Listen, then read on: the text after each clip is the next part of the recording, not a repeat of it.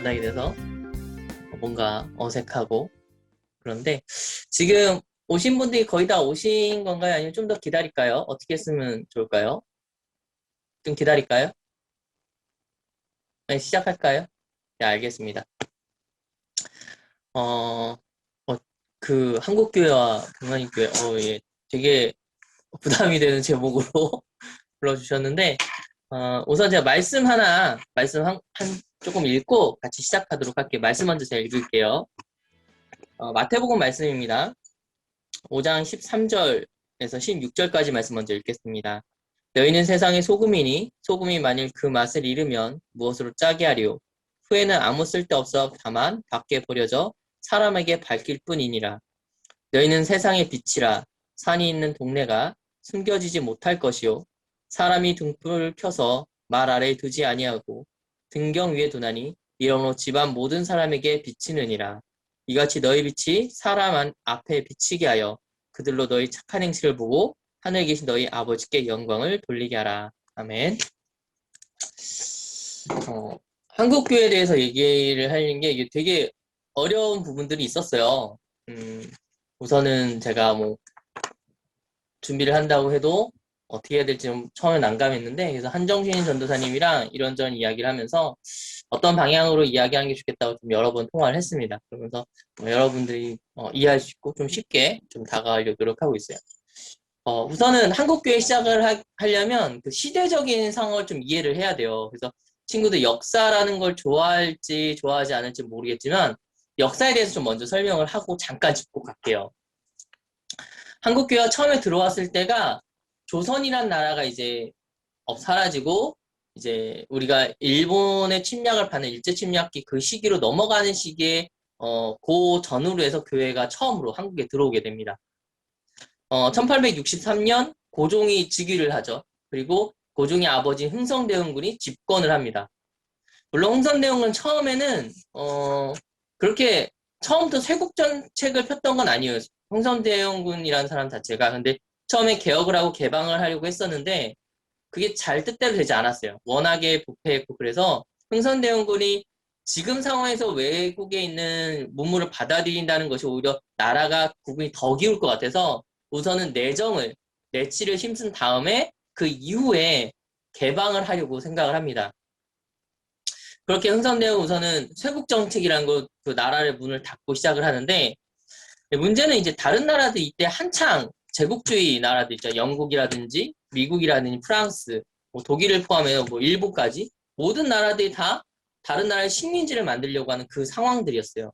그래서 계속해서 공격하고 그 나라를 식민지를 만들려고 했던 거죠. 그래서 이제 그런 상황 가운데서 조선이라는 나라가 좋은 먹잇감이었어요. 문화가 발전되어 있지도 않고 그 나라를 지금 갖고 있는 것도 없고 또 어쨌건 중국이라는 나라랑 연계되어 있는 나라이기도 했고요. 그런 상황에서 조선의 문호 개방이 계속 막혀 있다가 결국 심의양유라든지 아니 여러 가지 사건들로 인해서 서양이 이제 드디어 한국에 들어옵니다. 그러면서 자연스럽게 외국의 기독교 교회 문화가 같이 들어오게 돼요. 그러면서 이제 처음으로 시작을 합니다. 근데 처음에 한국의 주도권을 잡았던 것이 일본은 아니었어요. 원래 조선이란 나라 자체가 워낙에 중국이란 나라, 청나라에 강력한 지배를 받고 있었기 때문에 처음부터 일본이 한국의 모든 주권이라든지 한국의 모든 것을 결정적으로 가지고 있지는 않았거든요. 그런데 이게 계속해서 바뀌어요. 계속해서 바뀝니다. 처음에는 뭐 일본이 주도권을 가지다가 또 중국이 가졌다 또 러시아가 가지기도 하고 이러면서 세 강대국들끼리 서로 그 한국이랑 한반도를 두고 계속 이권 다툼을 해요. 그리고 그러는 사이에 한국에 있는 많은 자원들, 많은 문화재들 이런 것들이 다 소실됩니다. 실제로 그 조선 말기에 보면 고종이 나라의 철도라든지 금광 뭐 이런 모든 것들의 사업체를 자신의 그 안위를 위해서 다 팔아 넘겨요, 외국으로. 그래서 좀 많이 여러 가지 힘든 상황이 일어나죠.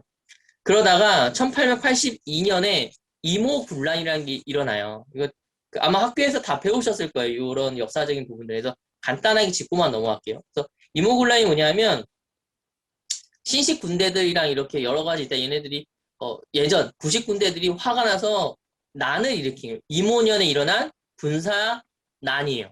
그래서 이모군란이라고 하거든요. 그래서 이제 이 문제는 이모군란은 이제 조선에서 해결을 못하니까 청나라 군대를 끌어들입니다. 그래서 청나라가 군대가 조선에 이제 주둔하게 되죠. 근데 이거를 일본이 좀 별로 좋아하지 않았어요. 일본도 항반도를 계속 노리고 있는 상황이었거든요. 그래서 일본 역시 청나라 주둔하면 우리도 주둔하게 해줘 하면서 세력 다툼을 벌입니다. 그렇게 그 두 나라가 한국에 조선에 주둔하게 돼요. 그러다가 1984년 그 3.1천하라고 하는데 갑신정변이 일어나요. 그러니까 일본 지지자였던 몇몇 사람들이 힘을 모아서 쿠데타를 반란을 일으킵니다. 근데 왕을 바꾸는 반란이 아니라 나라를 바꾸는 반란을 일으켜요. 왕은 그대로 있는데 어떤 정책이라든지 이런 기조를 개혁 개방으로 다 힘을 쓸 수 있게끔 이 사람들이 정변을 일으켜요. 근데 문제는 이게 3일 만에 실패해요. 자, 조선이란 나라에 청나라, 중국이랑 일본이랑 같이 있었어요. 근데 일본을 중심으로 한 세력이 난을 일으키다 실패했어요. 그러면 상대적으로 일본의 세력은 약화되겠죠. 그래서 청나라가 한국을 강력하게 지배하는 구조가 만들어집니다. 그런데 문제는 흥선대원군이 고종이랑 싸우다가 좀 밀려났었거든요. 근데 이때 청나라랑 같이 협의를 해서 반역을 일으키려고 했는데 이게 실패를 돌아가요. 그러면서 이 두 개가 다 실패하는 거예요. 그러는 과정 중에 동학농민혁명이 1894년에 일어납니다. 이렇게 근데 나라가 이 동학을 막아낼 힘이 없었어요. 그래서 왕이 다급해서 청나라와 일본의 군대를 파병해달라고 요청을 해서 왜군으로 일본을 막아냅니다. 근데 조선 왕실들이 이제 그 청나라 일본이 같이 있는 게 또 왕실의 위협이 되니까 이제는 우리 사람들이랑 동맹 맺을 테니까 너네는 돌아가라고 얘기를 하거든요. 근데 청나라가 일본이 말도 안 되는 얘기를 들면서 우리 안 돌아갈 거야. 너네가 동맹을 맺은 협의를 맺은 그 동학 농민들은 아직 끝나지 않았어 하면서 억지로 그냥 남아요. 그런 상황에서 여러 가지 상황들이 있고 그러다가 청나라랑 일본이랑 대판 붙습니다. 이게 청일전쟁이에요. 근데 이 전쟁에서 일본이 대승을 거둬요. 그래서 한반도 내에서 더 이상 청나라가 일본이랑 싸울 수 없게 됩니다. 그러다가 이제 을미사변이라는 게 일어나요. 명성황후가 시해됩니다. 일본에 의해서. 다 아시죠? 명성황후 이야기는. 명성황후가 시해를 당해요. 그리고 나서 이제 고종이 너무 놀란 거예요. 궁궐에서 내가 사는 집에서 내 아내가 일본인들한테 죽습니다. 근데 우리 영화 같은 데 보면은 막 칼 든 자객들이 와서 죽이고 그러는데 그렇지 않아요. 실제로는 그 궁궐을 지키는 그 군사가 길을 다 터줘요. 실제로는.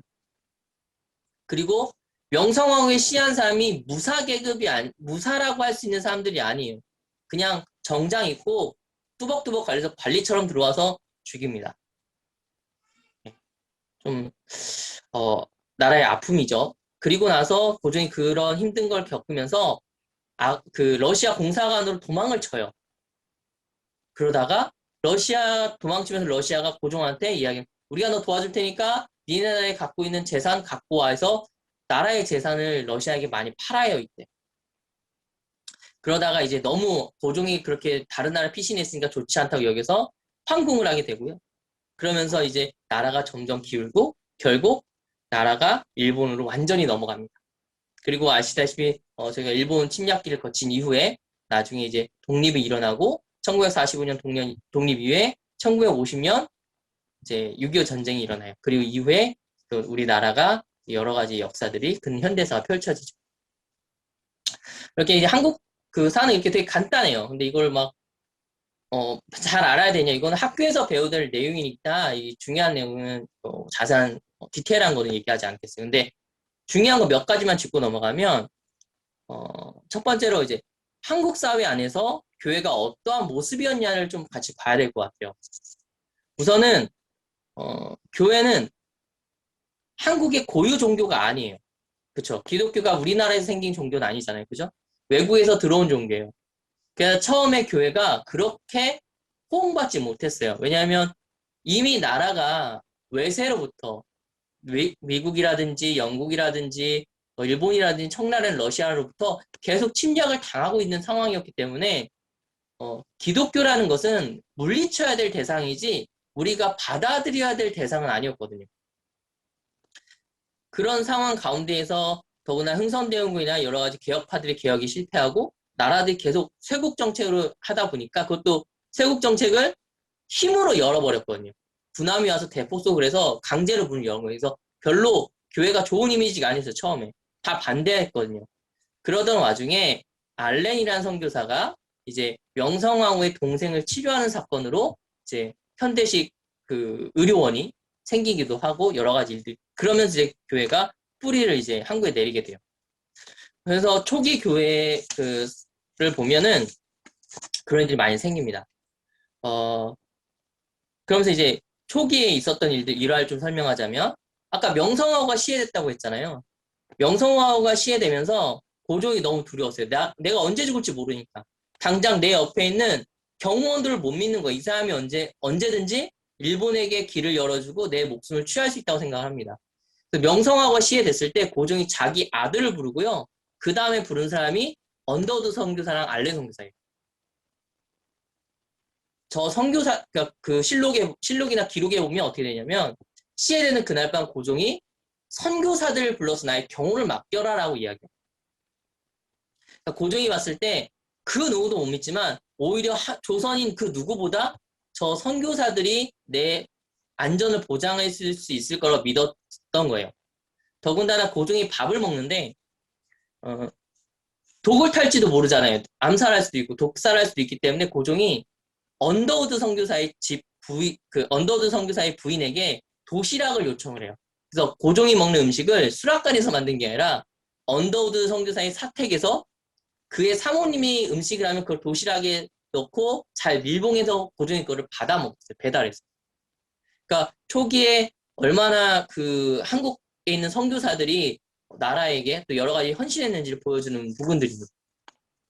뿐만 아니라 일본이 이제 한국을 이제 점령하고 하는 그때 시점에서도 국난이 일어나서 이제 일본 사람들이 조선인들 잡아 죽이거든요.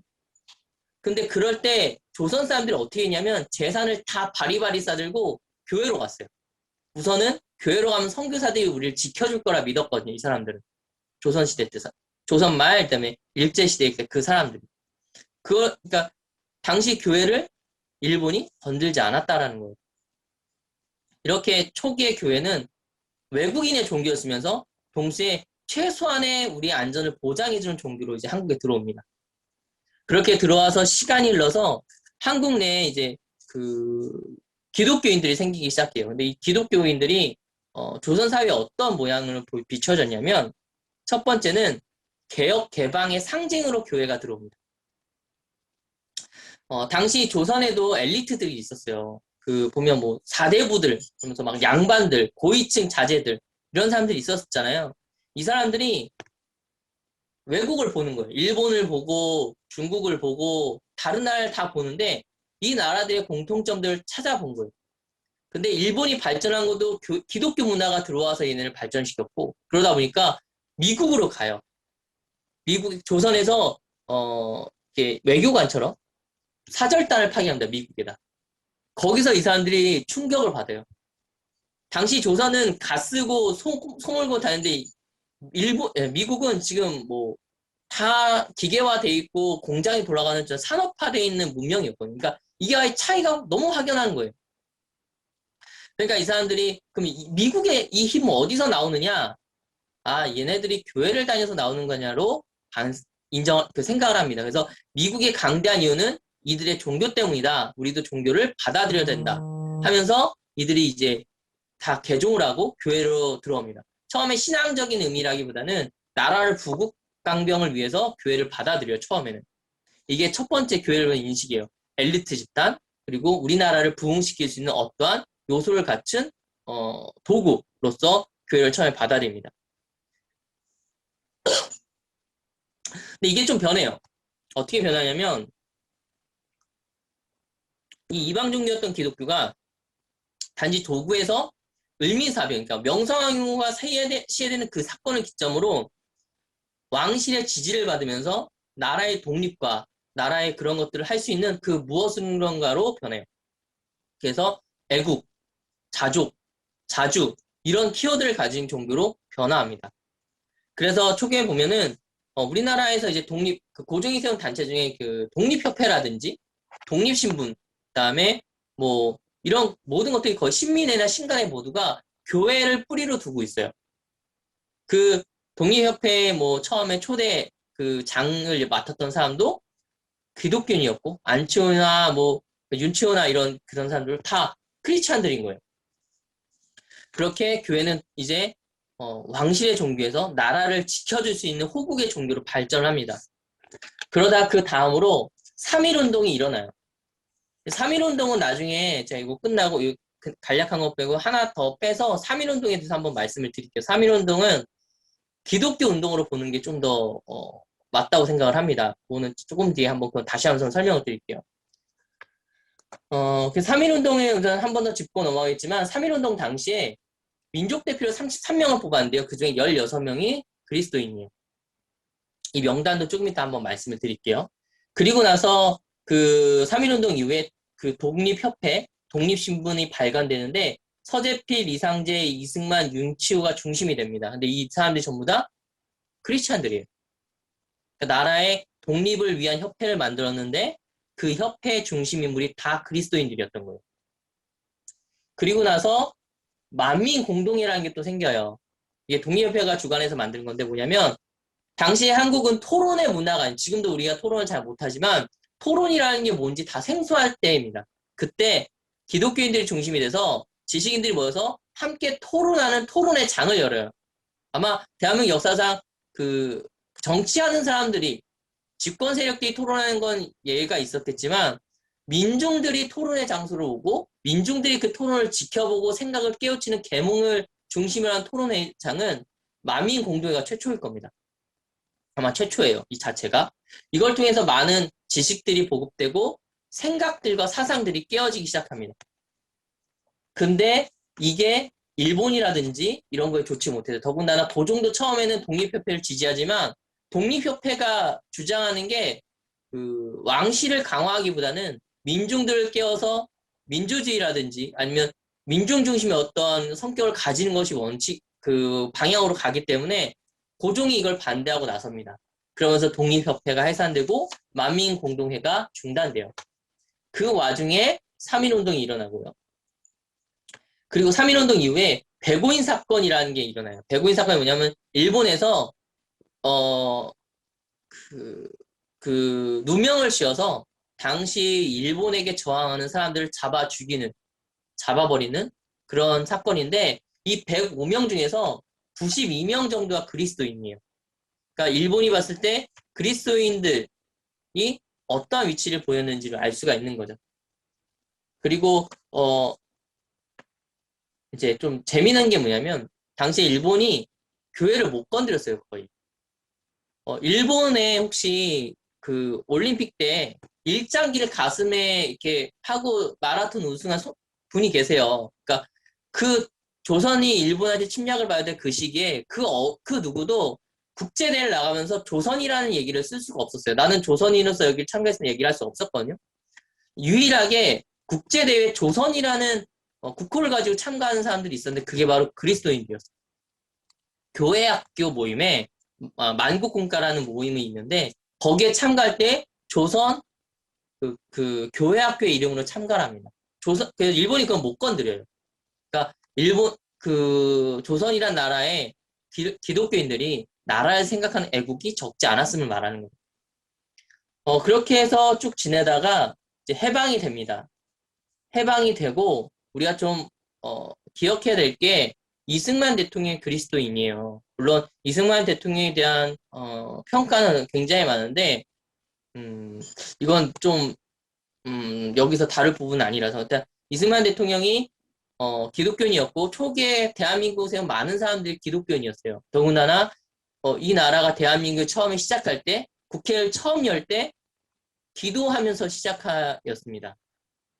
그래서 국회 개원식에 1948년 3월 48년에 국회 개원식 때 이승만이 제안하여 이은영 목사님께서 기도로 우리나라의 국회가 최초로 시작합니다. 그리고 교회는 계속해서 학교와 병원과 여러 복지시설을 계속해서 가지고 있죠. 이게 한국 사회 안에서 교회에 지금까지 했던 일들이에요. 그러니까 정리하자면 교회는 이방인 종교로서 핍박을 받았지만 그들 나름대로 선교사님들의 어떤 노력들 때문에 왕실의 지지를 받고 그 왕실의 지지받는 거에서 왕실과 가진 사람들의 기득권에서만 머무르지 않고 그것을 민중으로 끊임없이 흘러보냈고 그 결과 호국과 우리의 안위를 보장해주는 보호하는 그런 보호막이 되는 존재로 인식되었어요. 그러다 일제 침략기 시대는 독립에 대한 가장 중요한 키워드를 했던 게 이제 한국 교회고요. 그리고 나서 해방이 됐을 때 나라의 기틀을 만든 게 바로 교회입니다. 그런데 여기서 우리가 좀 중요하게 생각해야 되는 게 있어요. 교회가 과연 그럴 만한 위치에 설 수 있었는가? 이게 정말 오늘 키워드거든요. 생각해 보세요. 지금 2021년에 우리나라에서 우리나라를 대표하는 50명을 뽑는다고 해봐요. 근데 그 50명 중에 한 40명 정도가, 한 35, 6명 정도가 그리스도인이다. 어떠실 것 같아요? 과연 그게 사회적으로 지금 사람들이 다 받아들일까? 아니면 반대가 일어날까요? 더구나 그 중에 몇 명은 목사예요. 이게 받아들여질 수 있는 상황이 아니에요. 현재 한국에서는. 그런데 당시 지금보다 오히려 기독교인가 더 적었을 그때는 이게 받아들여졌다는 거죠. 그때는 기독교 인구가 지금의 100분의 1? 아니, 그러니까 10분의 1도 안 됐던 수준이거든요. 그러니까 전체 인구에 비하면 굉장히 극소수의 사람들만이 교회를 다녔고 예수님을 알고 있었어요. 그 시절에 나라를 대표하는 사람들 33명을 뽑았는데 그 중에 16명이 그리스도인이라는 거죠. 신기하죠. 또 우리가 3.1운동을 생각하면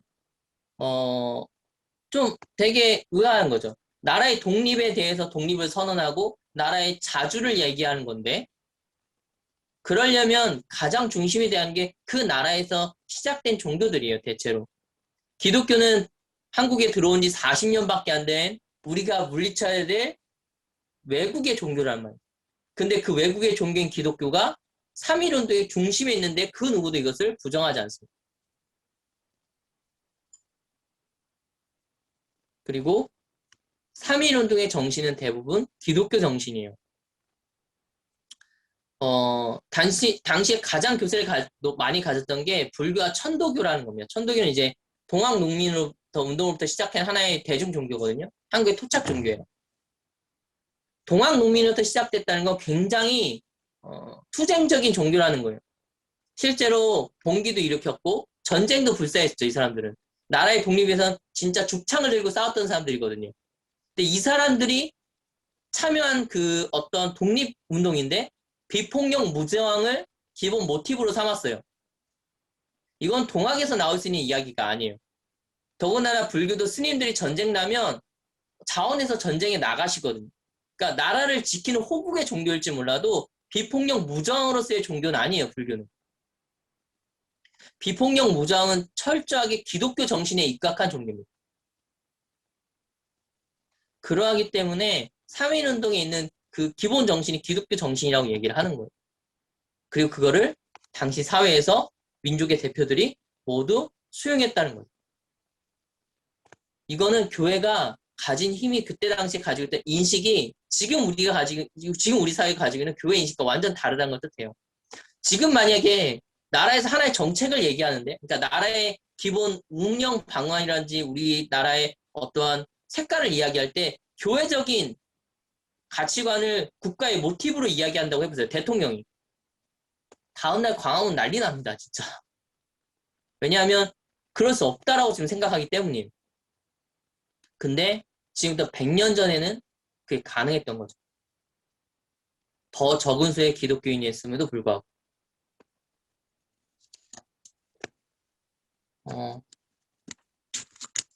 그것이 왜 가능했냐면,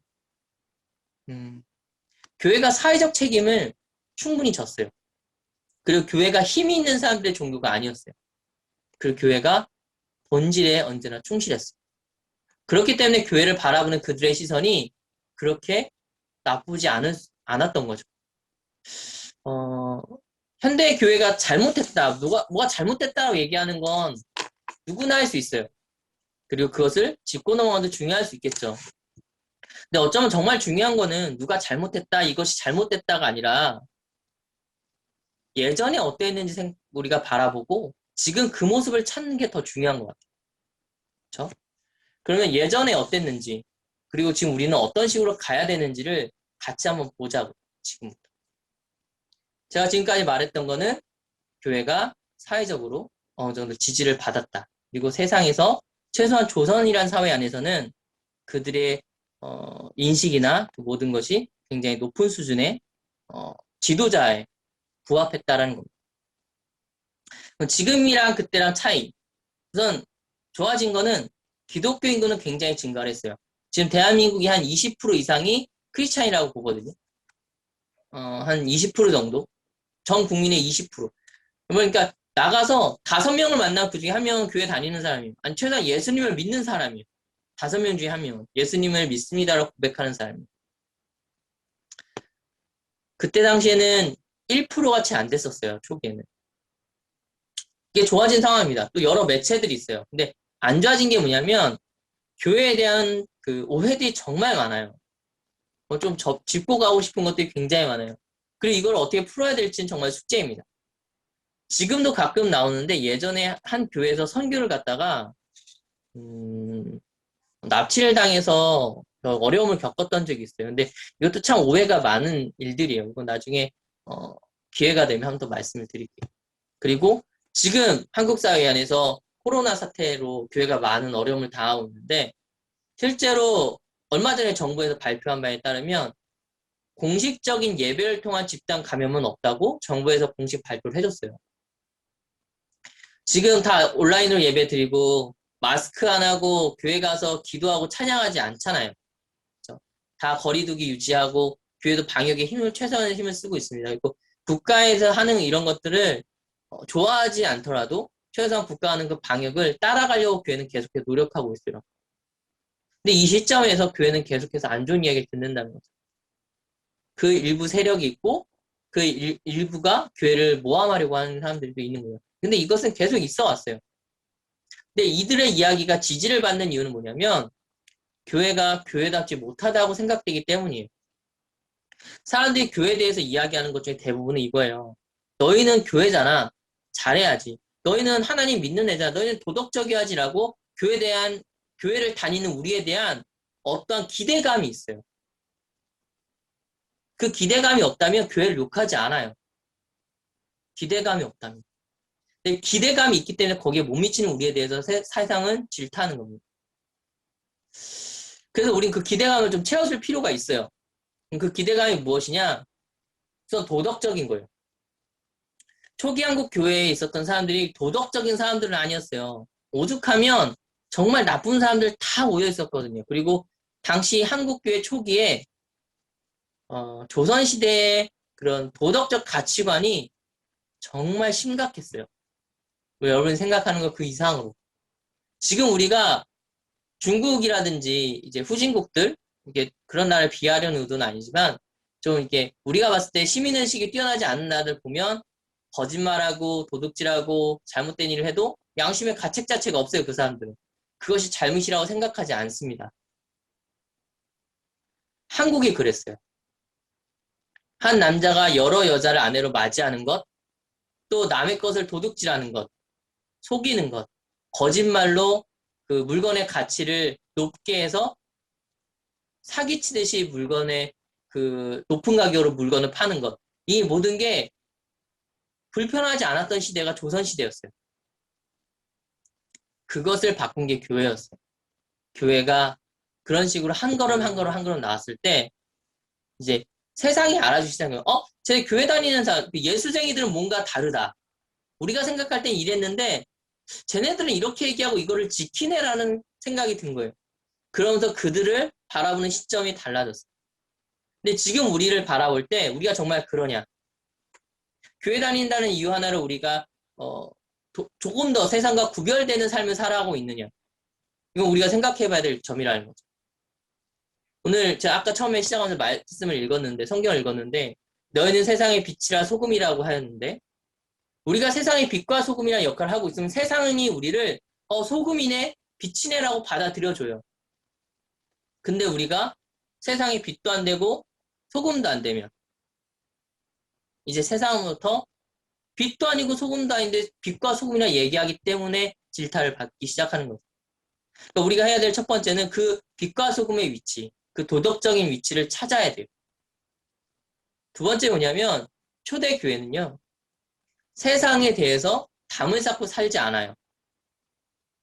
교회는 세상 가운데 와서 교회를 복음을 전하고 그들 안에서 하나님을 증거하는 삶을 살아왔어요. 근데 언제부턴가 교회가 우리들끼리 모이고 우리들끼리 뭔가를 하려고 합니다. 그러면서 세상과 구별되는 게 아니라 구분돼 버려요.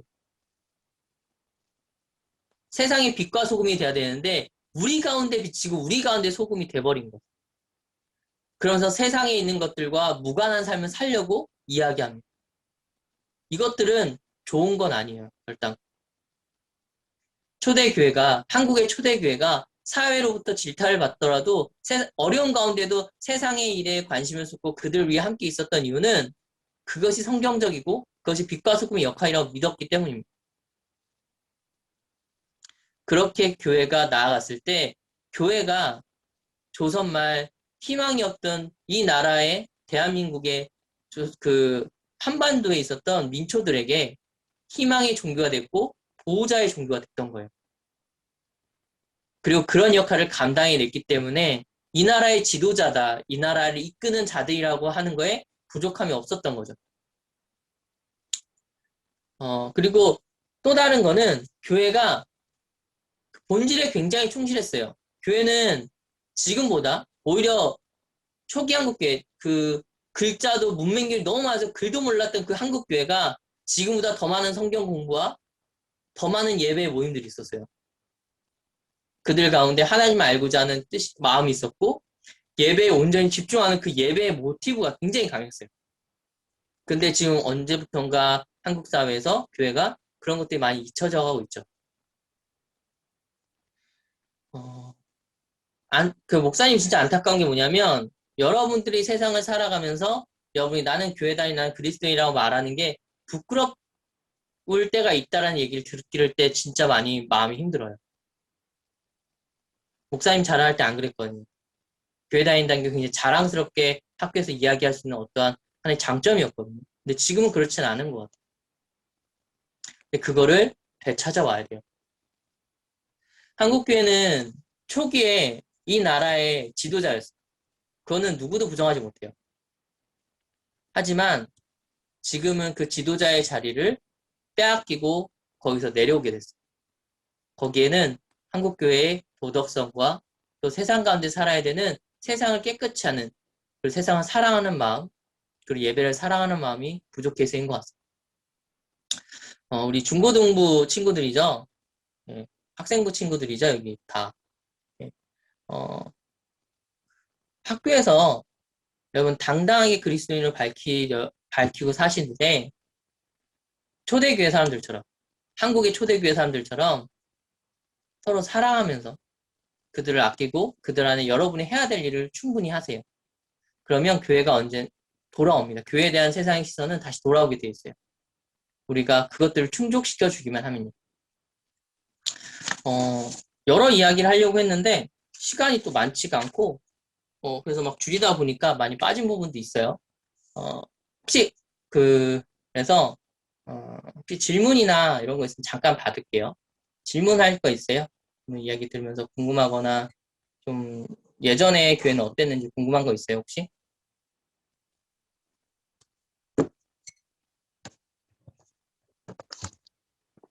예전에도 그 교회 찬양대 있었어요? 네, 찬양대는 계속 있었어요. 자, 찬양대는 신기하게도 교회가 생기면서 거의 같이 생겨요. 그러니까 우리나라 초기에는 조선 사람들이 그렇게 막 음악적으로 뛰어난 사람들은 아니었는데 그들을 가르치면서 찬양대가 생겨요. 그리고 한국에 지금 큰 대학들 있잖아요. 여러분 생각하는 대학들의 모티브는 다 이제 오래된 대학 같은 경우는 다 교회가 시작을 합니다. 오래된 병원도 그렇고요. 여러분 뭐 잘 아는 숭실대라든지 뭐 연대라든지 이런 학교들이 다 교회가 기본이 되는 학교들이에요. 질문 있나요? 궁금한 거?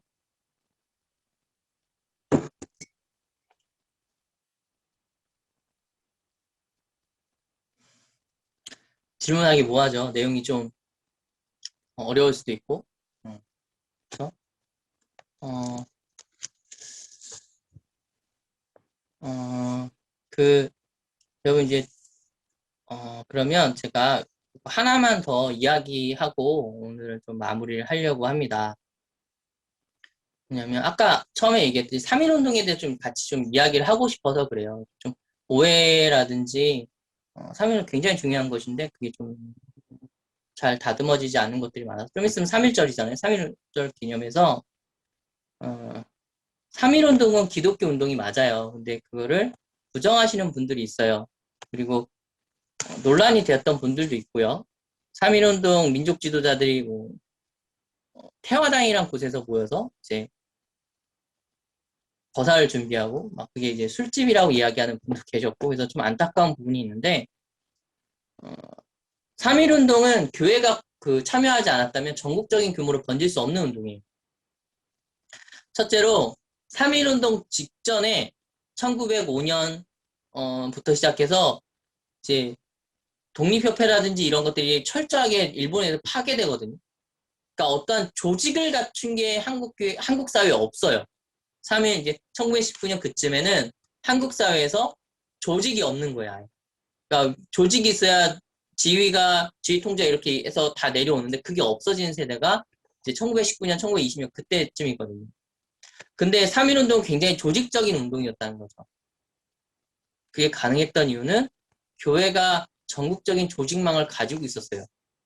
그리고 이제 태극기도 나눠주고 독립선언서도 이렇게 뿌리고 다녀야 되잖아요. 그때 당시엔 프린트를 그렇게 잘할 수 있는 시대가 아니에요. 근데 유일하게 인쇄를 할 수 있는 곳이 있었는데 그게 교회예요. 주보를 찍어야 돼서. 그런데 교회가 빠졌다면 우선 태극기가 그렇게 인쇄될 수가 없고요. 독립신문이 인쇄될 수가 없어요. 그리고 아까 얘기했듯이 3.1운동의 정신 자체가 기독교 정신이고 또 이제 그 민족 대표들이 술 마셨다라는 얘기가 있는데 그게 아니라 어, 원래 민족 대표들은 33명이 모여서 3.1운동이 선언되는 그때 자수를 하기로 이미 얘기가 다 돼 있던 상황이에요. 그리고 그들이 모였던 태화당이라는 곳이 술집이기도 했지만 당시엔 카페와 같이 그런 사람들이 지식인들이 모여서 회의를 하는 장소이기도 했어요. 그리고 위치가 경찰서 바로 앞이었고요. 그래서 정오쯤에 이들이 먼저 자수를 합니다. 그리고 이들이 얘기를 해요. 우리가 주동자라고. 실제로 3.1운동 김일이 독립선언서를 낭독한 파고다 공원에 있었던 그 사람들이 모두 잡히긴 잡히는데 실제로 일본에 의해서 징역을 받거나 감옥에 가거나 어떠한 형벌을 받는 사람들은 다 이 민족대표 33명과 그 외에 이 운동을 주도했던 YMCA 같은 단체의 기독교인들이 대부분입니다. 실제로 독립선언서를 낭독했던 이들은 감옥에 가진 않아요. 그 가장 높은 형을 받았던 사람도 당시 기독교인이었던 한태영이라는 사람입니다. 그러니까 일본이 봤을 때도 이 3.1운동의 주동자가 누구냐? 교회 다니는 사람들이라는 게 확실하게 인식이 돼 있던 거예요.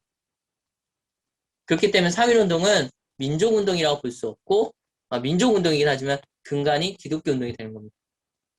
그래서 이제 좀 있으면 3.1절이니까 이건 좀 기억해 줬으면 좋겠어요. 그리고 한국 교회가 계속해서 그런 이제 사회에 대해서 끊임없이 관심을 갖고 그들 위해서 기도하면서 중심에 있었다는 것. 거기에 대한 자부심을 좀 가졌으면 좋겠어요. 한도사님?